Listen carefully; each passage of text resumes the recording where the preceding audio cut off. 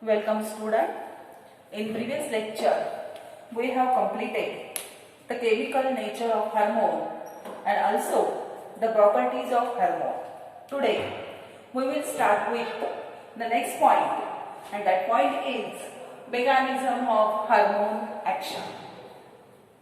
Mechanism of hormone action. पहा, कालच्या लेक्चरला आपण कुठला पॉइंट कंप्लीट केला तर त्याच्यामध्ये हार्मोनचं केमिकल नेचर आपण अभ्यासलं, त्याच्याबरोबरच त्याच्या प्रॉपर्टीज आपण अभ्यासल्या.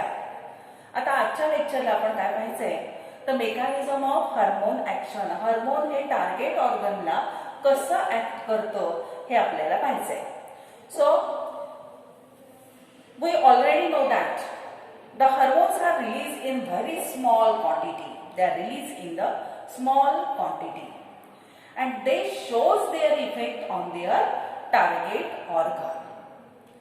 On that target organ, the hormone receptors are present and that hormone bind with that hormone receptor and forms hormone receptor complex.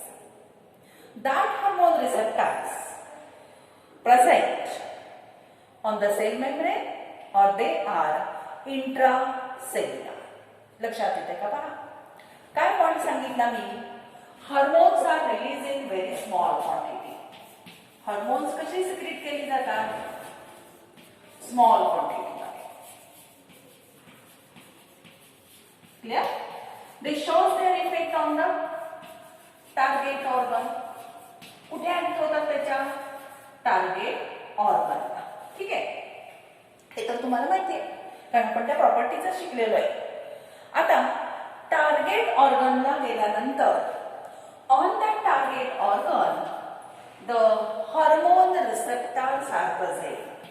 On that organ, target organ, hormone receptors present. Now, such a hormone bind with the hormone receptor. Now, that hormone receptors, they are present on the cell membrane. Either they are present on the cell membrane or they are intracellular. हे जे hormone receptors आहेत, एक तर ते त्या जे काही organ आहे टार्गेट ऑर्गन त्याची जी काही सेल आहे ह्या सेलच्या सेल मेम्ब्रेन वरती असतील. ठीक आहे, किंवा ते इंट्रासेल्युलर असतील. Means they are present in the or inside the cell. Now such a hormone bind with that of the receptor and hormone receptor complex is formed and they form hormone receptor complex. They forms hormone receptor complex and that leads to the biochemical change. It leads to biochemical change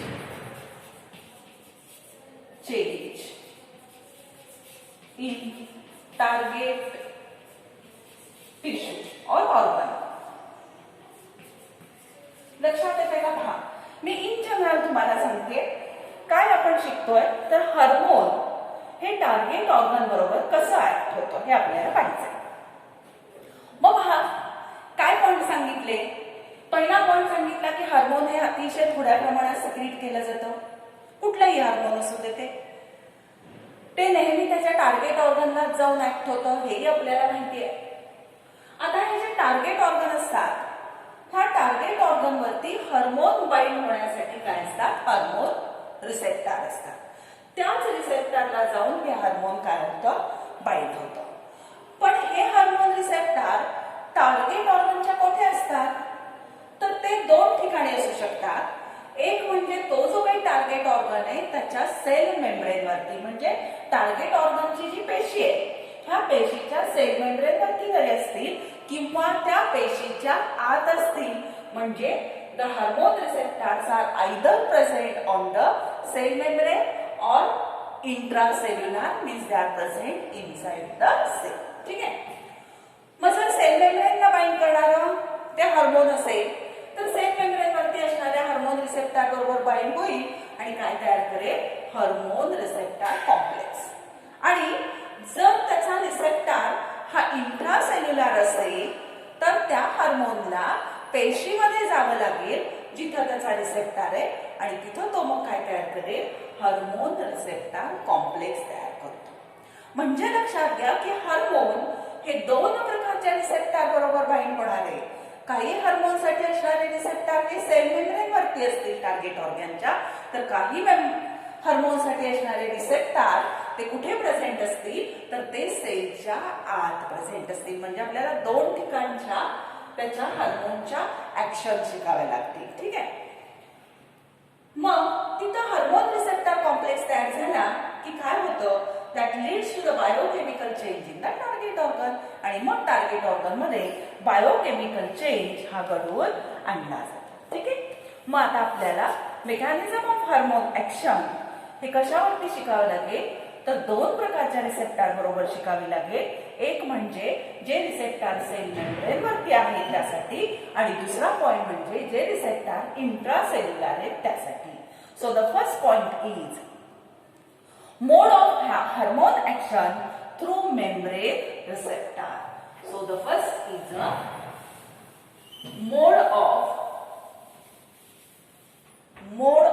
hormone action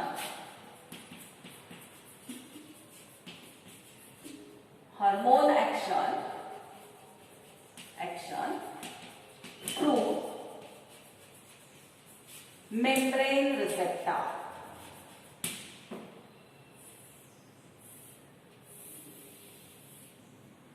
Through membrane receptor. ह्याचा अर्थ काय झाला की sale membrane वरती असणाऱ्या receptor बरोबर हा hormone कसा ऍक्ट होतो ते आपल्याला आता पाहायचंय. पहा, आता सेल मेम्ब्रेन वरती असणाऱ्या रिसेप्टर बरोबर कुठले हार्मोन पहिल्यांदा रिॲक्ट होतात हे लक्षात घ्या. जे हार्मोन्स हे वॉटर सोल्युबल आहेत, म्हणजे जे लिपिड सोल्युबल नाही आहेत. आता लिपिड सोल्युबल कालच्याच लेक्चरला आपण पाहिलं की स्टिरॉइड हार्मोन कसे आहेत, लिपिड सोल्युबल. मग आपल्याला वॉटर सोल्युबल असणारी जी हार्मोन आहेत, ही वॉटर सोल्युबल असणारी हार्मोन फक्त ह्या सेल मेम्ब्रेन वरती असणाऱ्या रिसेप्टर बरोबरच ऍक्ट होऊ शकतात. ते सेल मध्ये जाऊ शकत नाही, कारण ती कशी आहे, लिपिड सोल्युबल नाही आहे. मग पहा, कॅटेकोलामाइन असेल, कॅटेकोलामाइन, पेप्टाइड, फॉस्फेट और polypeptide. कॅटेकोलामाइन,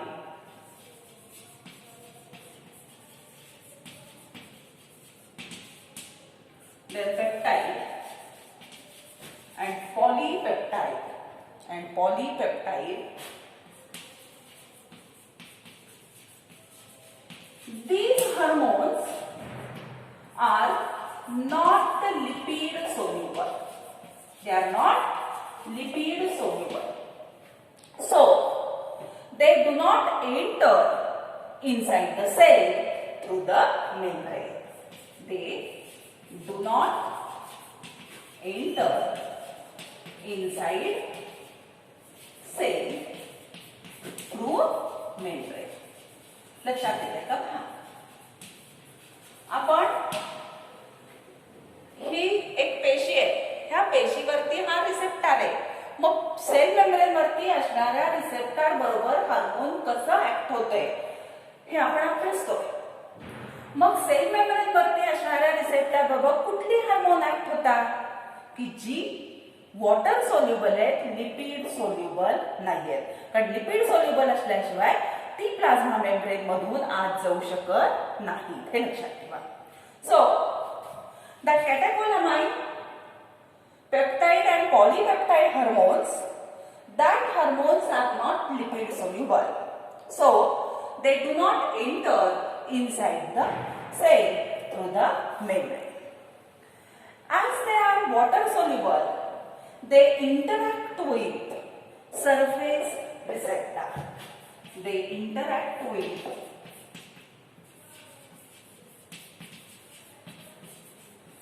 surface receptor. Is it clear? They interact with surface receptor. Now, which initiate the metabolic activity? Which initiate metabolic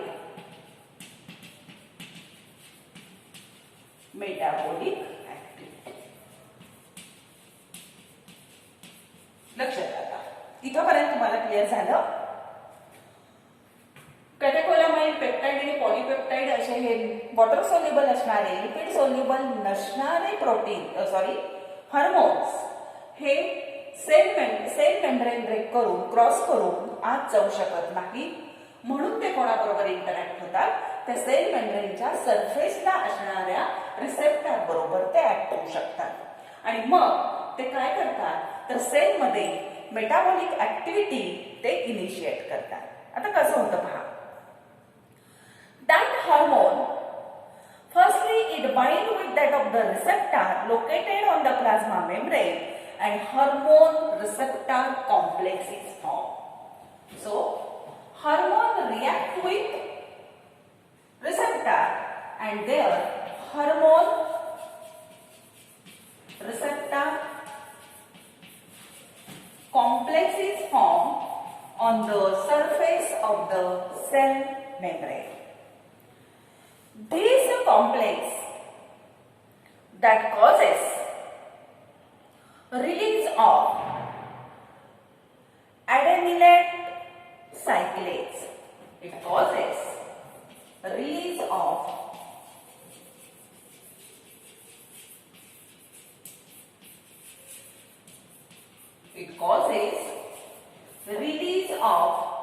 लक्षात ठेवा नावं. adenylate cyclase from receptor site. लक्षात येते का बघा. हार्मोन रिसेप्टर बरोबर बाइंड झालं आणि रिसेप्टर बरोबर बाइंड होऊन तिथं काय तयार झाला तर हार्मोन रिसेप्टर कॉम्प्लेक्स तयार झाला. एकदा का हार्मोन रिसेप्टर कॉम्प्लेक्स तयार झाला की हा रिसेप्टर साइडला काय सांगतो की तू एडेनिलेट सायक्लेज नावाचं एन्झाईम काय कर रिलीज कर. आता एडेनिलेट सायक्लेज नावाचं एन्झाईम रिलीज झालं. This enzyme forms cyclic AMP. It forms cyclic AMP from ATP of cell. हे लक्षात येते का पहा. This enzyme forms cyclic AMP from ATP of the cell. Cell मध्ये जो काही ATP असतो म्हणजे ॲडेनोसिन ट्रायफॉस्फेट त्याचं कन्व्हर्जन तो कशात करतो ॲडेनोसिन मोनोफॉस्फेट मध्ये करतो. ठीक आहे. This cyclic AMP it activate enzymatic action. It activate enzymatic action. It activate enzymatic action. आता पुढची प्रोसेस महत्वाची आहे लक्षात घ्या. मी परत एकदा रिपीट करते. पेप्टाइड हार्मोन, पॉलीपेप्टाइड हार्मोन, कॅटेकोलामाइन असणारी ही वॉटर सोल्युबल हार्मोन ही सेलमध्ये जाऊ शकत नाही म्हणून ती सेल मेम्ब्रेन वरती असणाऱ्या रिसेप्टर बरोबर बाइंड होतात. ही सेल मेम्ब्रेन वरती असणाऱ्या रिसेप्टर बरोबर बाइंड होऊन हार्मोन रिसेप्टर कॉम्प्लेक्स तिथं तयार होतो. हे हार्मोन रिसेप्टर कॉम्प्लेक्स त्या रिसेप्टर साइट पासून ॲडेनिलेट सायक्लेज नावाचं एन्झाईम रिलीज करायला लावतो आणि हे एन्झाईम काय काम करतं तर it forms the cyclic AMP from ATP of the cell. ATP पासून AMP तयार करायचं काम हे करतं की जे AMP एन्झायमॅटिक ऍक्शन जी असती ही enzymatic action cyclic AMP activate करतो. ठीक आहे. आता पुढे काय होतं पहा. म्हणजे आता तुम्हाला दोन गोष्टी इथं लक्षात आल्या असतील. इथपासून लक्षात घ्या. हार्मोन रिसेप्टर कॉम्प्लेक्स तयार झाला त्यामुळं रिसेप्टर साइटनी ॲडेनिलेट सायक्लेज एन्झाईम तयार केलं. ॲडेनिलेट सायक्लेज एन्झाईमनी काय केलं तर ATPचं कन्व्हर्जन सायक्लिक AMP मध्ये केलं. सायक्लिक एएमपीने काय काम केलं तर त्यानं इनिशिएट केल्या काय किंवा ऍक्टिव्हेट केल्या एन्झायमॅटिक ऍक्शन. आता पुढे काय होतं पहा, hormone act as a first messenger. आता इथं हार्मोन जो असतो that hormone it acts as first messenger. First messenger म्हणून कोण काम करतं तर इथं हे जे हार्मोन आहे that act as a first messenger and the second messengers are. आता सेकंड मेसेंजर कोण आहे महत्वाचे पहा. सेकंड मेसेंजर्स आर कोण आहे त्याच्यामध्ये Ca++ calcium GMP and IP. Cyclic GMP and IP3. पहा cyclic AMP sorry second messenger कोण आहे कॅल्शियम आहे. नंतरचा कोण सांगितला जीएमपी. जीएमपी म्हणजे काय गॉनोसिन मोनोफॉस्फेट. नाव लक्षात ठेवा. जीएमपी म्हणजे काय गॉनोसिन मोनोफॉस्फेट. आणि IP3 म्हणजे काय आयनोसिटॉल ट्रायफॉस्फेट. बरोबर आहे. आणि मग असे सेकंड मेसेंजर म्हणून ऍक्ट होतात ते कॅल्शियम असू शकतं, सायक्लिक जीएमपी असू शकतं किंवा IP3 असू शकतं. आणि अशा पद्धतीचे चेंजेस करून तिथं डेव्हलपमेंट ही घडवून आणली जाते. आता इथे लक्षात घ्या ह्या डायग्राम कडे पहा. FSH हे हार्मोन आहे फॉलिकल स्टिम्युलेटिंग हार्मोन. बरोबर. आता हे फॉलिकल स्टिम्युलेटिंग हार्मोनचं फंक्शन काय मी तुम्हाला सांगते. ओव्हरीला फिमेलच्या बॉडीमध्ये ओव्हरीला जायचं, ओव्हरीमध्ये ग्रोथ घडवून आणायची काम करायचं. फॉलिकल किंवा ओव्हॅरियन ग्रोथ घडवून आणणं, ओव्हरीमध्ये फॉलिकल तयार करणं हे काम ते करतं. मग हे FSH आणि ही जी सेल घेतली ही सेल कुठली आहे मग टार्गेट ऑर्गनची असणार म्हणजे ओव्हॅरियन सेल मेम्ब्रेन घेतलाय. आता FSH हे वॉटर सोल्युबल हार्मोन आहे त्यामुळे त्याच्यासाठी असणारा रिसेप्टर ह्या ओव्हॅरियन सेल मेम्ब्रेन वरती आहे. मग हा हार्मोन आणि हा रिसेप्टर ह्यांच्यापासून सेल मेम्ब्रेनला काय होतं हार्मोन रिसेप्टर कॉम्प्लेक्स तयार झालं. बरोबर. आता हे हार्मोन रिसेप्टर कॉम्प्लेक्स काय तयार करतं तर तिथं तुम्हाला माहित झालं की एकदा का हार्मोन रिसेप्टर कॉम्प्लेक्स तयार झालं की ते त्या रिसेप्टर साइडला कशाचा रिलीज करायला सांगतं ॲडेनिलेट सायक्लेटचा रिलीज करतं. ॲडेनिलेट सायक्लेट रिलीज झालं की ते काय तयार करतं तर एटीपीचं कन्व्हर्जन एएमपी मध्ये करतो. तो सायक्लिक एएमपी असतो. आणि हा जो एएमपी तयार होतो हा activate the enzymatic action. Enzymatic action तो वाढवतो. आणि अशा पद्धतीनं पुन्हा सेकंड मेसेंजर्स पण तिथे तयार केले जातात. मग सेकंड मेसेंजर कोण असतात तर सायक्लिक सेकंड मेसेंजर मध्ये कॅल्शियम असू शकतो, त्याच्यामध्ये जीएमपी असतो, गॉनोसिन मोनोफॉस्फेट आहे किंवा IP3 म्हणजे आयनोसिटॉल ट्रायफॉस्फेट आहे. मग अशा पद्धतीने बायोकेमिकल रिस्पॉन्स मिळतो आणि मग फिजिओलॉजिकल रिस्पॉन्स. फिजिओलॉजिकल रिस्पॉन्स म्हणजे काय तिथं ओव्हरीची ग्रोथ घडून आणली जाते. हे जे मेकॅनिझम आहे ह्याला म्हटलं जातं mode of hormone action through membrane receptor. लक्षात येत आहे. तर साधं लक्षात ठेवायचं ह्याच्यामध्ये वॉटर सोल्युबल असणारी हार्मोन ही सेल मेम्ब्रेन वरती असणाऱ्या रिसेप्टर बरोबर बाइंड होतात. मग तिथं हार्मोन रिसेप्टर कॉम्प्लेक्स तयार केला जातो. हा कॉम्प्लेक्स तयार झाला की ॲडेनिलेट सायक्लेस तिथं एन्झाईम रिसेप्टर साइट रिलीज करतात.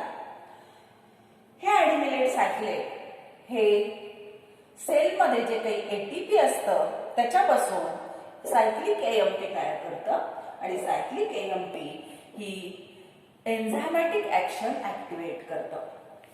मग ह्याच्यामध्ये हार्मोन हे पहिला मेसेंजर म्हणून ऍक्ट करतात आणि दुसरं मेसेंजर म्हणून कोण ऍक्ट करतं तर त्याच्यामध्ये सायक्लिक जीएमपी असतं, कॅल्शियम असतं, आयनोसिटॉल ट्रायफॉस्फेट असतं. तर हे सेकंड मेसेंजर असतात. असा बायोकेमिकल रिस्पॉन्स मिळतो आणि फायनली फिजिओलॉजिकल रिस्पॉन्स मिळून त्या ओव्हरीची ग्रोथ घडवून आणली. म्हणजे ह्या हार्मोनने काय केलं त्याचं काम केलं. काय काम होतं ओव्हरीची डेव्हलपमेंट करणं. So ovarian growth. ठीक आहे. हे झालं सेल मेम्ब्रेन वरती असणाऱ्या रिसेप्टर बद्दल. आता काय पाहिजे आपल्याला की समजा हा जे रिसेप्टर जर इंट्रासेल्युलर असेल तर so the next point is a mode of hormone action through intracellular receptor. So mode of hormone action through intracellular receptor.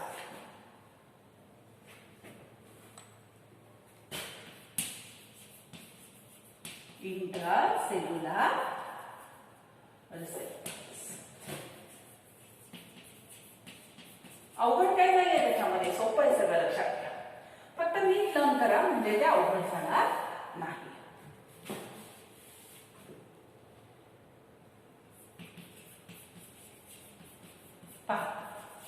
आता इंट्रासेल्युलर म्हणजे आपल्याला काय दाखवावं लागेल? इंट्रासेल्युलर म्हणजे आपल्याला दाखवावं लागेल की त्याचा रिसेप्टर हा कुठे असेल? त्याचा रिसेप्टर असेल पेशीच्या आतमध्ये. मग ही पेशी कशी काढावी लागेल तुम्हाला? मेम्ब्रेनचा असा इंटॅक्ट. ठीक आहे, अशा पद्धतीने पहा.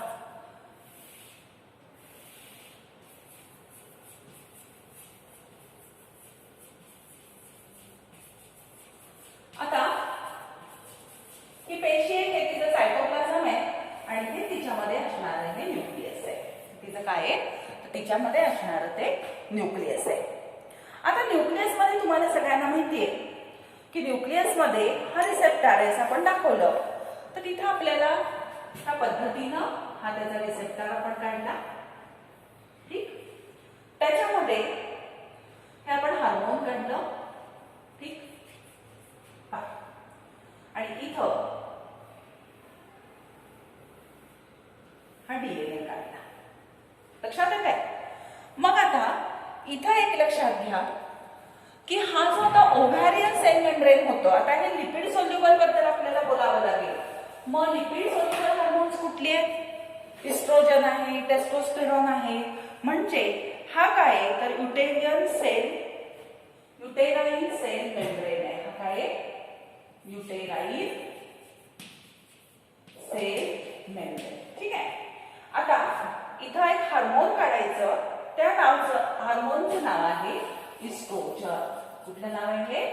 इस्ट्रोजन. आता इस्ट्रोजन लिपिड सोल्युबल आहे, त्यामुळे ते काय करणार आहे?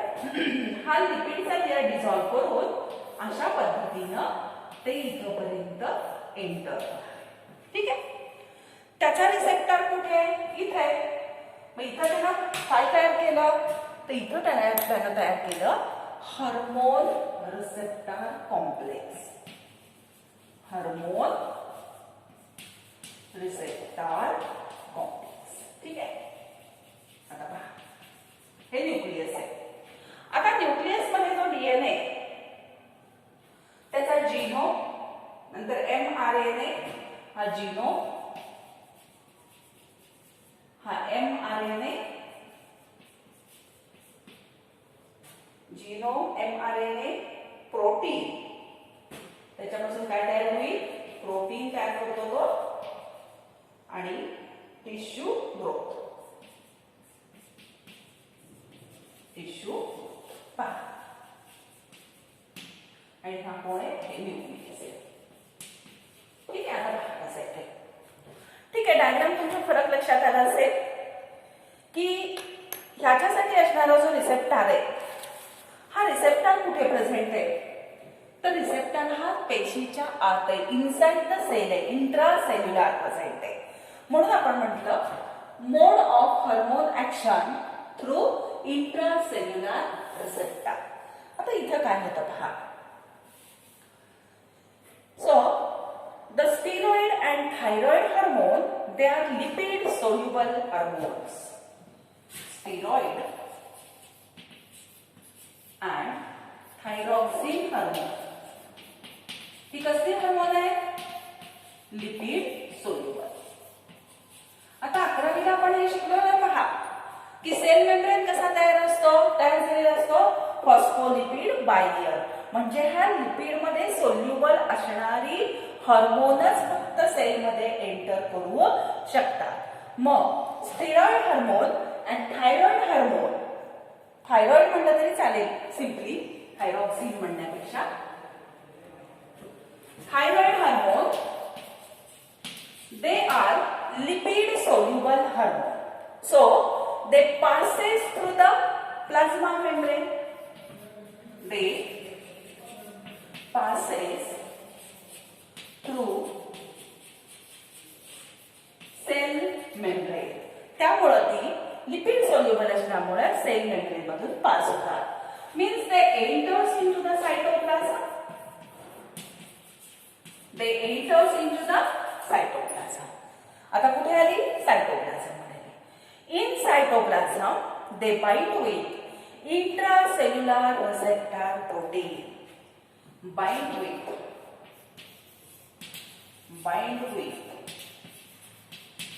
Intracellular receptor protein. That hormones bind with intracellular receptor proteins and hormone receptor complex is formed. Hormone receptor complex can be formed. Hormone receptor complex that enters inside the nucleus. That complex enters into nucleus. It enters into nucleus. In nucleus, it binds with the specific regularity or regularly size of DNA. एकदा का हे nucleus मध्ये गेलं की nucleus मध्ये it binds with specific regulatory site of DNA. Binds with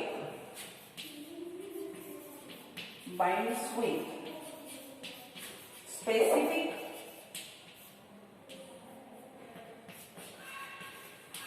regulatory site of DNA. लक्षात येते का? आणखी मी एकदा तुम्हाला सांगते. ते न्यूक्लियस मध्ये गेल्यानंतर it binds with the specific regulatory site of DNA. ते डीएनए बरोबर स्पेसिफिक साइटला काय होतं? बाइंड होतं. Activated gene transcribes mRNA. पुढे काय होतं बघा? ऍक्टिव्हेटेड जीन्स ट्रान्सक्राइब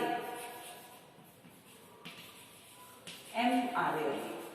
mRNAचं काय झालं? या जीनमुळं ट्रान्सक्राइब झाले ते, आणि ट्रान्सक्राइब झाल्यामुळं which direct the protein synthesis and enzyme in the cytoplasm, which directs the protein synthesis and enzyme in the cytoplasm. And action of lipid hormone or lipid soluble hormone is a very slow, but that is a long lasting. लक्षात घ्या. Steroid hormone बद्दल आता आपण बोलत होतो. Steroid आणि thyroid hormone जे lipid soluble आहे. लिपिड सोल्युबल असल्यामुळं हा लिपिड मेम्ब्रेन आहे, फॉस्फोलिपिड मेम्ब्रेन आहे. ह्या मेम्ब्रेन मधून आरामात ती काय होतात? सायटोप्लाझम मध्ये एंटर होतात. सायटोप्लाझम वर एंटर झाली की ते binds with the intracellular receptor protein. तिथं ती रिसेप्टर प्रोटीन बरोबर बाइंड होती.